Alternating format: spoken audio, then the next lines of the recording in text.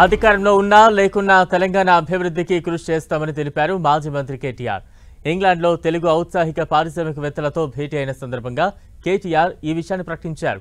పెట్టుబడుల కోసం తాము పాటుపడుతూనే ఉంటామని, తెలంగాణపై తమకు ఉండే ప్రేమ, అభిమానం ఇంకెవరికీ ఉండమన్నారు కేటీఆర్.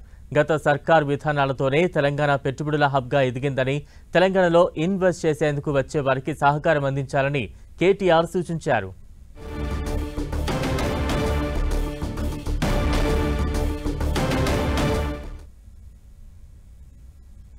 అధికారంలో ఉన్నా లేకున్నా తెలంగాణ అభివృద్ధికి కృషి చేస్తామని తెలిపారు మాజీ మంత్రి కేటీఆర్.